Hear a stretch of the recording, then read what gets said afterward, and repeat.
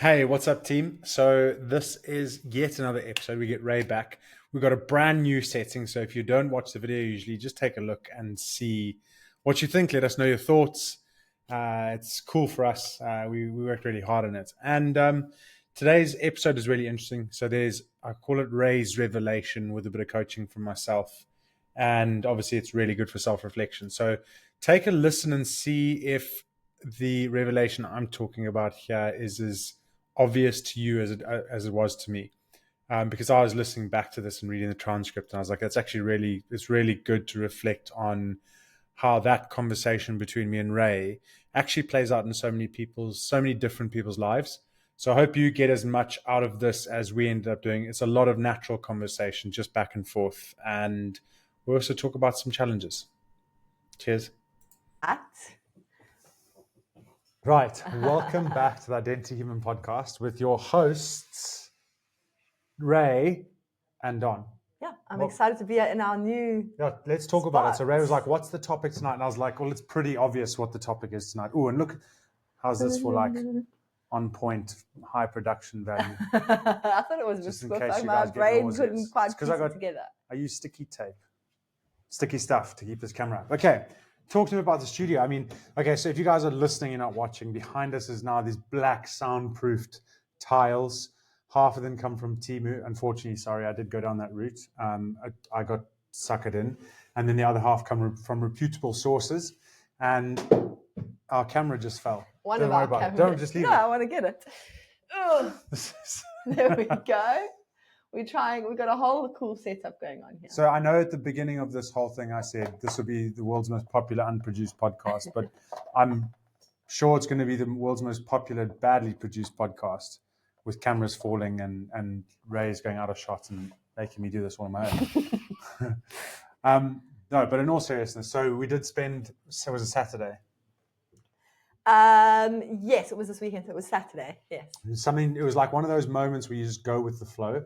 And Ray was like, we created a podcast studio, and your dad put up... Oh, that was last weekend. So last week, not the one that just passed on before. We were like, we're going to do a podcast studio, and we're going to order everything we need, and we're just going to go for it. And just by the way, I've been hinting at this for like months, so yeah. Then we got a big wooden board up behind us because there was a window here. And didn't paint it black, did you? No, just but I painted the sides black, and we're going to be painting this whole room black. Because right now we've had to zoom right in on us, so you just get the nice black background.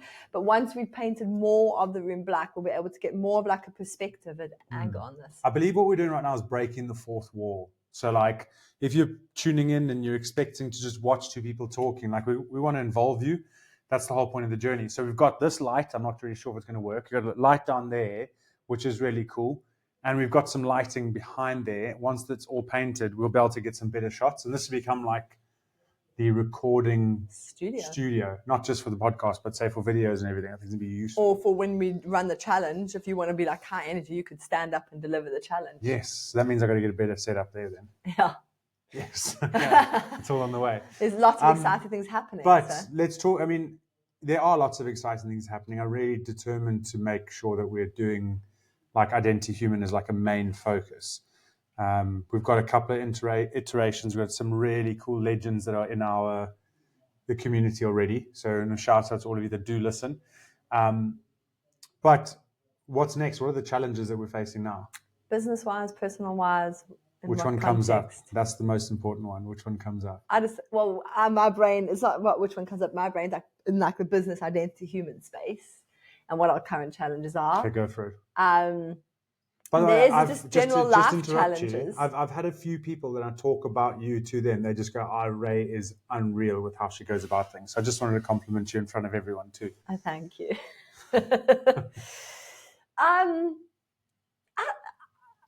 I'm trying to think. For me, if I had to like summarize where we're at as a whole, not just focusing on Identity Human, it's the same of the usual, but it's like we are continuing to push ourselves despite discomfort.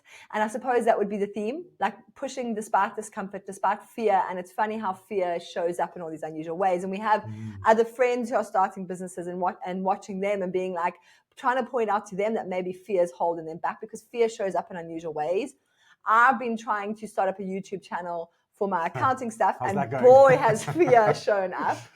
And can we just focus in on that for a moment? So that would be the theme. Yeah, we can explore this theme, because for me, River, it's been a big theme of the same of the usual, but just really being aware and noticing how fear and I don't want to use fear, because people think of fear of feeling scared, and I'm not talking about feeling scared, because you may not feel scared in your body, but it's resistance, and that is fear. And so it's the way these chimps in our minds will play tricks, and I've just been almost like third party viewing my chimps completely pulling me off of track of what I want to achieve. And I go a few weeks off of track, say on my YouTube channel, and then I look back and I'm like, damn it, they got me again. Because it's just, and it's like fear-based. You find any excuse. You even fool yourself that you exploring this rather because it's going to be better, but actually it's pulling you from your original intention. But you still haven't touched on what I want you to touch on. Which is, okay, but that was. Because you know where I'm angling, right? It's me doing the YouTube videos. Yeah. Well, I was saying to Don, we've been doing this podcast and I've been co-hosting it with Don for a while. So I have no fear in sitting here and chatting with you about life, about like the things we're working on and everything to do with Identity Human. But despite me being a qualified chartered accountant running, I have in my one accounting practice, I have 8 people. In my other accounting practice, I have 5 people looking after businesses with a multi-million-pound turnover and doing some pretty cool stuff. When I sit down to record some basic videos on how to use Xero and just do basic bookkeeping, all the fears of doubting who am I to be doing this? There's people who are better out there, better placed to be doing this than me.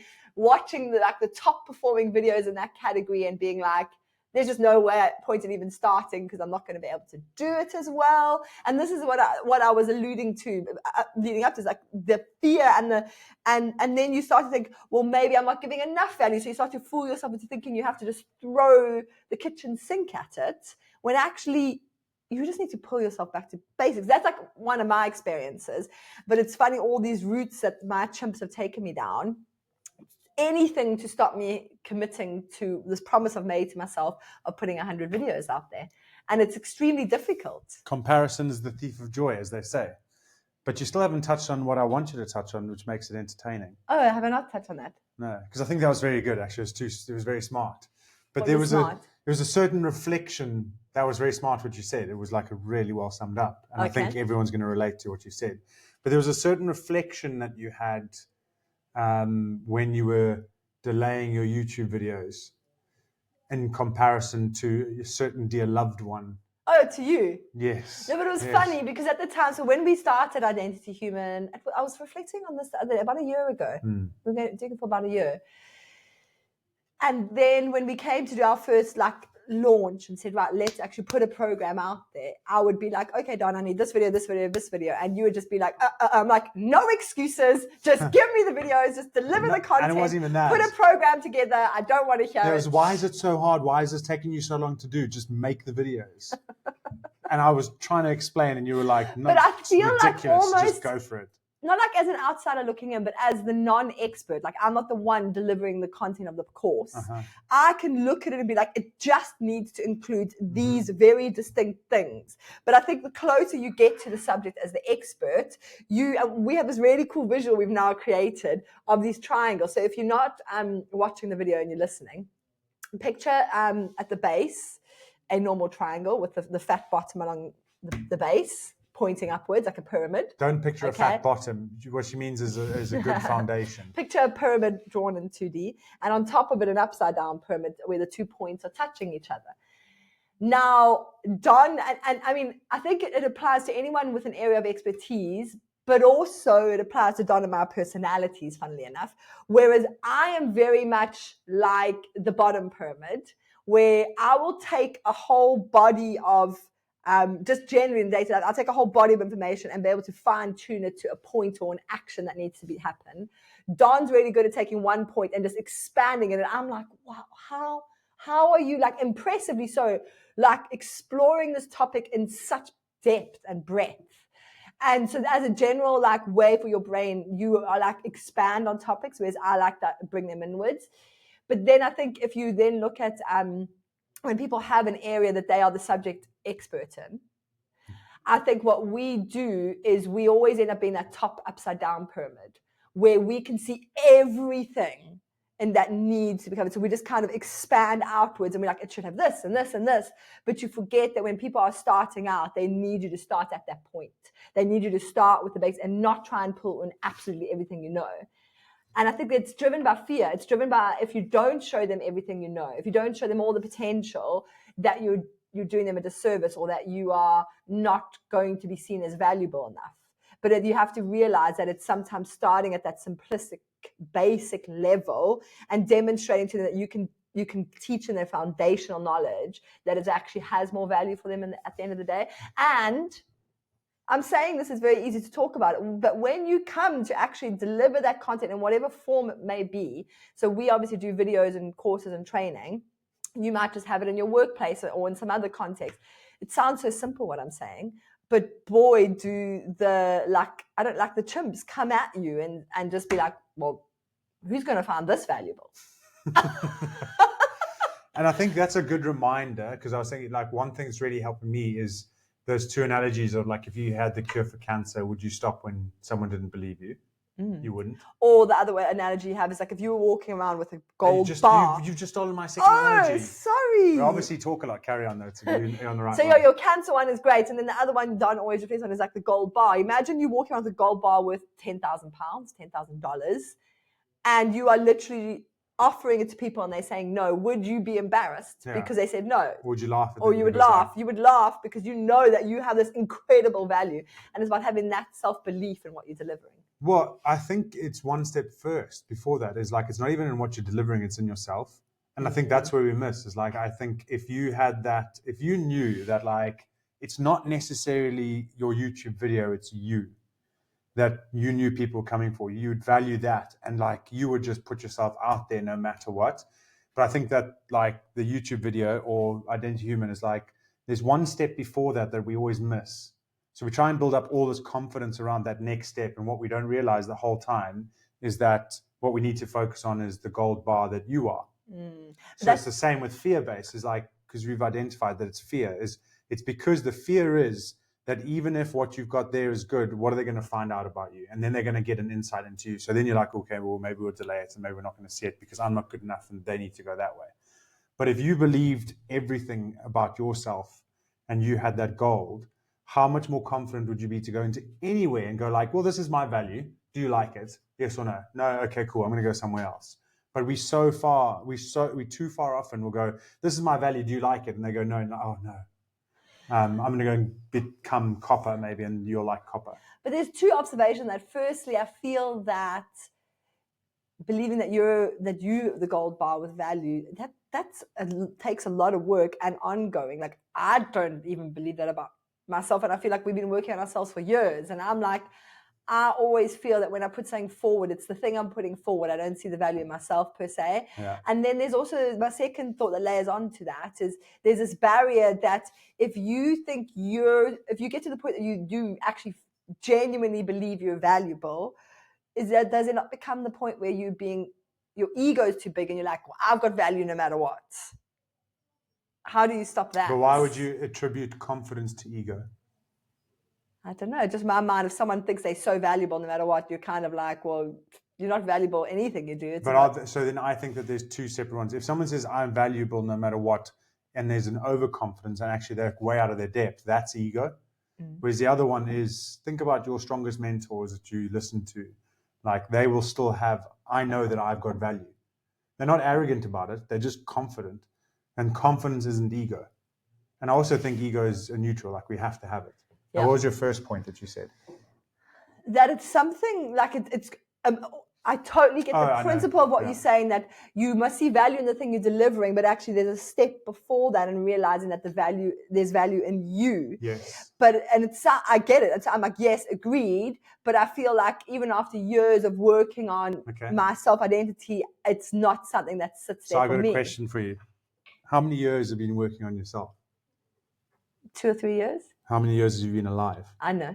But Well, no, is this a just helping someone forever else. job? 36 years. It's a forever process, right? So it's 36 years, and you think that in 2 years you would have done enough work to completely change around 34 years worth of like conditioning that may not or may have been intentional to undermining your self-value. But are we saying then that for us to be able to put ourselves out there, we have to work on the value we see in ourselves? Mm-hmm. But that's going to take us years to get to. Yeah, but every year you work on it is a year more than you would have had if you don't do that. So we could focus fully on what the course delivers, and that's never going to change who you are. So there will come a point where who you are gets more and more exposed because the course starts to do well. And at that point, are you able to step up and show your value? Because at that point, you've built up thousands of people that are going to be at the conference waiting to listen to you. And if you're not confident then, you're not just letting yourself down, you're letting all of them down. Yeah. Because you haven't built up yourself to withstand the privilege that comes with the ability to have inspired enough people to come to want to watch you. And I think that's why it is, I use this in business sense. That's why I want that confidant service to work. Why I'm like, unless the person at the top has got their stuff together, there's no point in trying to grow the business. Because if the business grows, that's great. But there will come a time where the pressure gets really great, the stress gets really great. And if this person hasn't made sure that they're staying in line or above on that business, what happens then? When you now have 500 people as employees that are relying on this person to make the decisions they need. And your marriage is falling apart, your health is awful apart because you're not looking after your body. Yeah. And that we can so easily go, but we're just working the business. You don't have to worry about yourself. Yes, so you make your £1 million, you make your £2 million. But what about, and this is where I sometimes have my own, I wouldn't say fault, it's like the unrecognized approach, is I'm looking at like in 5 years' time, you're not going to be successful if you cannot keep up with what you built. And so why you have to focus on yourself more than anything is because the person you become allows all this other stuff to happen a lot easier. Yeah. So it's like that spider versus moth analogy that we use. Like you want to build your web and make sure that your foundations are great so that if a moth comes along, you can catch it. You don't want to go along just giving your all to everything else except yourself. Okay. Does that make sense? Yeah. And you reminded me of the phrase that always has stuck in my mind for the last few years is that like people, they always talk about you shouldn't always work in your business. You should work on your business. But actually there's a whole step there that like actually you should be working on yourself. Because if you grow yourself, then your business will grow with you. You'll be able to kind of like you just said, like support your business as it grows or your. Well, what is the difference between someone that is actively working on their business and someone that always says, I don't have time? Just they are so much more calm and in control, and their business just grows in a much more just like controlled, longer lasting manner. So they're just more aware that they haven't worked on the business in a while, so they create things that allow them to go, oh, I'm recognizing I've been working in the business too long, so I have the ability to pull out. Yeah. It's those people that have worked hard on themselves because they create the awareness of busy isn't good, and it's not an excuse to be busy. Yeah. And I think that's the point of raising yourself up, is you have to have the discipline for yourself to have the discipline within your business. Because a business, I know you're going to say something. A business is always an extension of the person. You said it to me when I started 100%, gas. yeah. And if you think about that, if the business is an extension of the person, then the most important part of the business is the person. And something that I always think of, because you asked like as a general update, is like to just remind yourself, anyone listening to this, of circular thinking. Because I know there's things that I've worked on myself, like very hyper-focused areas in my life, like for the last 3 or 4 months. And then I'll get really, like I will suddenly for a week or two just slip back into my old ways. And I always just find it so, it's like almost loving yourself, being like, okay, this is circular thinking. I'm just going back to my default and recognizing it and not feeling like, oh, what was the point of all of that? But I'm going to actually just keep elevating to the next level. And that, I think, applies to any of this working on yourself. You have to remember that you're going to slip back to, you're going to feel like you slip back months or years sometimes. But that's just the circular thinking pulling you back, and you must just, the circle will continue if you keep working, and you'll get lifted out. So that is, you asked for an update on where Actually, that's, I would say, the overarching theme for me. But let's talk about you and where you're at with what are you working on at the moment? No, let's not talk about me. No, I'm fine. Muso-gi 101. What does Muso-gi mean? Muso-gi is an ancient Japanese principle or warrior principle where you take yourself out your comfort zone once a year in something big that stretches you, that creates growth. So it's like sharpening the axe. So my current Muso-gi is Project Thor. Okay. Project Thor is trying to get myself as close to having the body shape as Thor or Chris Hemsworth. I'll take either by the end of the year. Okay. Which with that comes a six pack. With that comes things that like would represent, and that's what it represents, is discipline, represents consistency, represents the fact that I'm not used willpower or motivation, that I've just been able to go and follow a structured program. So I've got Pete to help me out with the program. So we like last week. Pete is my best friend in London. And he is, I'd argue, the world's best coach with how he approaches things. So he is, it's his thing. And he does help actors get their bodies ready. Actors, he's like, honestly, every single day. He basically will start up a gym in London. He works for a company called Gymnasium, set the culture, set the tone, train the coaches, everything, and then move to the next one. And so that's his thing, like really high standards and and joy and encouragement and life and energy. So he's given you this program. Yeah. It's like a 9-10 month program. Yeah, by end of September, we should be there and thereabouts, but we're currently in a bulking phase. Which Don's loving. He's got images of fat I'm not Thor. sure I am, Fat Thor phase. I'm not sure I'm joking about the fact that was tongue in cheek. No, but it is Fat Thor. No, tongue in cheek that you're loving it, because he said last night, he said to me, my alpha chimp feels like it's being punished. Your alpha, or you call your main chimp alpha. Yeah, alpha. So where alpha's constantly wants to eat, not that chimp who wants to eat unhealthy and not stay on track, is now getting force-fed food, and now he's like, so okay, I'm sorry. Let's go back to fasting. But it's fine. It's a funny process. I said I'm just going to have to commit to this. I've told Pete that no matter what, I will do what he says. So I've stuck to foundation building. Then it was 4 weeks of gym, and last week was 5 weeks. 5 days of gymming, which meant that like on Friday or Thursday, I had to get up at 5 a.m. and go gym, which is cool. Like but I don't feel like I'm in a phase where I'm having to use willpower and discipline to do it. Like I just pitch up and go. And it's something that no one ever speaks about, and I don't know why. Never speaks about? No one ever speaks about the fact that it's not, I'm not instilling discipline within myself. I'm not using willpower to do this. Like it's just... I just pitch up. It just is. It just is. There's no willpower. There's no motivation. There's no discipline. I just know that I'll decide it's time to gym and I'll go. There's no like me going, I really don't want to do this. And then there's times when I'm tired. But that's driven because you're not focusing on you're not making a decision to gym or not. Yeah. When you knew you had to gym, it wasn't about do I gym or not. Your focus is on the 5-year vision of yourself, or the Thor at the end of the year. So that is happening. That decision, that's been made. So you know that these building blocks have to happen to get to that end point. And so it's almost like that's. Would you agree? No, I agree. But I want to help more people find that, because it makes the process a lot easier. If people can find that thing that they stop. It's acceptance, and you have to recognize when you're in a place of fear versus when you're in a place of love, and acceptance comes with it. And it starts to flow.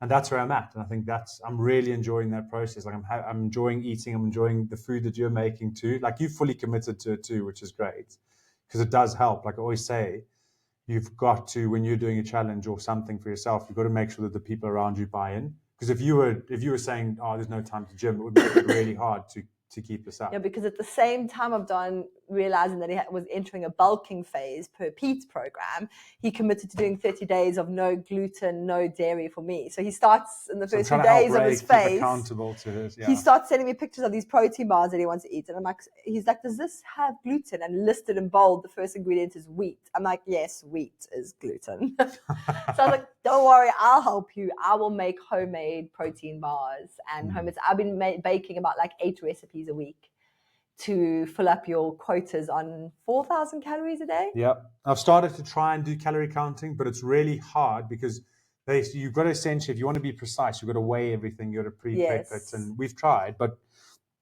at the same time, I want this to be raw and authentic. because I'm documenting everything. So you like, if you guys listen to this and you want to try Project Thor, like it's being made as I do this. So by the end of the year, you'll see we'll have some recipes that will have the calories, some that I'm just using MyFitnessPal, whatever it's called, and uploading and just making sure I'm getting there and thereabouts in the 4,000. Basically, if I'm full, I know I'm eating enough. If I'm not full, I go and eat. And so if I shoot over, then it's fine. As long as I'm gaining weight, and by the next, I've got 4 more weeks to gain 3 more kgs, which should be fine. That gets me to like 117 kilograms. How many kgs have you already gained? 4. Okay, so you're more than halfway. 3.5, yeah. So, but the heaviest I was ever in rugby was 117 for like 2 weeks. That was like the heaviest. And what are you ever. now? 114 and a half. It's like I'm almost at like where I was prime in my rugby. I thought you would have lost weight. I didn't realize you were so close to your heaviest rugby. No, I went down. I was 109 just before I starting started. this challenge. Yeah, I was at 109 when I started, or between 111 and 109. Okay. And remember, like London Marathon, I was down to like 106. Oh, were you? Yeah. Okay. So it's been like this weight journey. Okay. Yeah, and then we also are. It'll be the last thing we can let everyone get back to their lovely day. Is there are people over there. I know you got distracted by them. That's fine. Yes. We're doing the next challenge is coming up. Oh yes. But what's changed this time? We've decided because so the challenge. Let's talk about what the challenges are in case you haven't heard of them before. So like a mini Muso-gi. Mini Muso-gi. I was thinking we should change it. The Muso-gi 5-day challenge. Don has an unshakable program, which is a really cool program that people go through. We're getting amazing results with our what would you call them? Cohorts, yeah. Humans. But as a kind of taster to that program, but also just to inspire people, if you're listening to this podcast and want to know what you can do more, like to take some of these principles and actually put them into action and see some of these results, we run a challenge about once every 3 or 4 months. And up till now, we've run about 5 or 6 challenges and got some amazing feedback, but it's been free to join, which is great. But our problem is that we were getting, I forget the exact numbers, but about 400 people signing up to the challenge, and then only 80 actually participating in the Facebook group, and even less during the video calls. And we deliver, excuse my bit of swearing here, so can block any kids' ears, but we deliver a shit ton of value in that challenge. And like genuinely, we get so many inbox messages from pretty much everyone who participates, because we only get like from the 400, so many less who participate, just saying how life-changing it's been, and they cannot believe, and just like these incredible inbox messages. And we get people repeating. People repeat it again and again, and it's been free up till now. But we just feel like one of the key phrases that we've learned in this like digital course world is that the transformation, because we all like the idea is you're coming here to change something in your life, so to transform something. The transformation begins with the transaction. So it's almost like people say, yes, I want to make this change. They sign up to the challenge, and then life gets busy and they're like, oh, well, I'll just park those emails. Whereby getting people to pay a small nominal value, so we put it at $29, which is like 22 pounds. And we've put it in dollars because that's like universal currency to understand, even though we're based in the UK. But charging just over £20 or $29, it gets people to just be like, okay, like I value myself in this transformation, so I'm going to put a bit of money behind it, and it makes people more accountable. So that's the change. The challenge is the same. We've got a few other layers that we're adding in to kind of like where we've got feedback, or to try and make it even more high impact. But the key thing is here, we're like, if you are going to commit to this, like, put a bit of money behind it, and we don't make any money off of it by the time we've run by the time we've run ads and got people to trickle in and all the other costs in running it. So it's the amount we're charging is not for us to make money from the challenge. It's that people actually put value behind this commitment. That being said, it would be amazing if we got so many people through it that we would make money off it, because there's so many things that I want to do with that into human. That unfortunately that we live in a world where you have to make money off of it. And I want people to commit. I want people to know that like if they've said they're going to be there for a 5-day challenge, they're on, because they'll be getting that much value.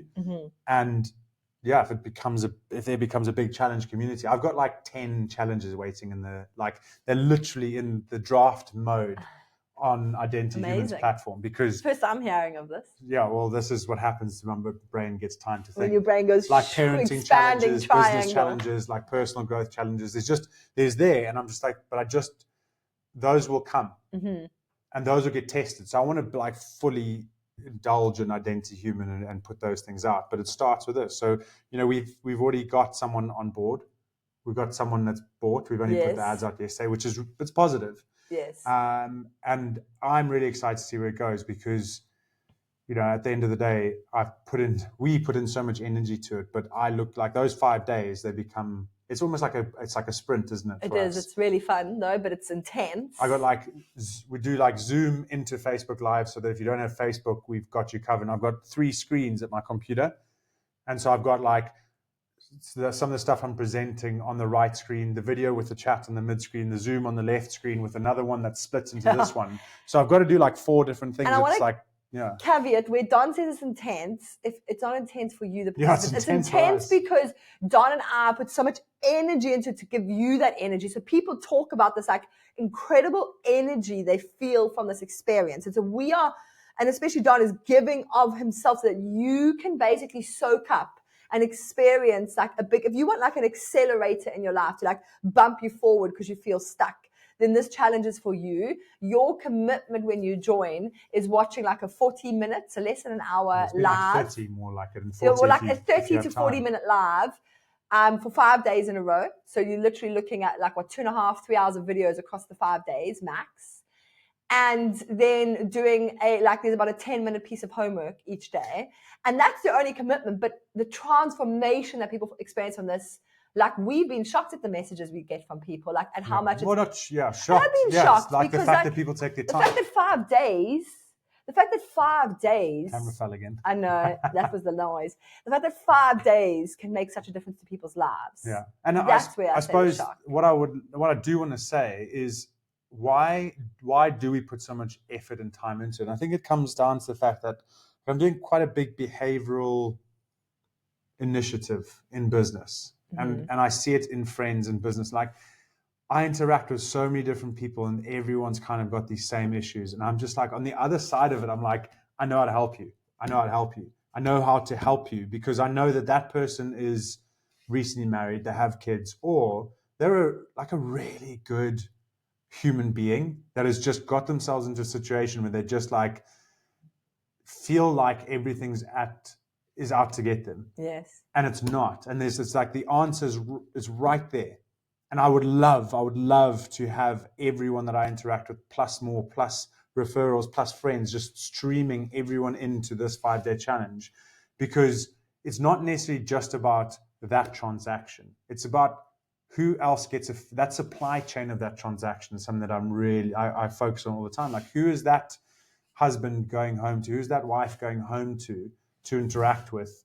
That's going to help them pass that positiveness on, or that energy on, that like where they've been going through the motions, or if you're listening to this and like you are really stuck on something this and you feel like fear has got you, what if this 5 days could be the Kickstarter to you getting out of that loop that you've been in for 5 years, 2 years, 1 year, even if it's been a month? Why wait any longer? And I think that's the point, is like, I know we've seen the transformations. We're going, here's the gold bar. Just come and take the gold bar. That's what it is. And I really would love, if you're listening to this and you know someone else that has said to you, just listen to the little signs. I'm really busy. I can't do that. I'll do that when I'm stuck. I'm stressed. Stuck. Yeah, I'm stressed. Or they've just messaged you like, I'm really not feeling it. Just get them to come on. Just get them to just give them a gift of doing it. It'll be the best gift you could ever have given someone, and they'll always thank you for getting them on the challenge, because you were the person that cared enough to not buy them a 6-pack of beer, like a vape or food, or I don't know, a present that would last them a month of joy and then never seen again. Like this is the kind of, say, even if it's a gift for yourself or someone else, the investment, this is something that will last you a long time. And yeah, I want to get you in on that. So come in on that.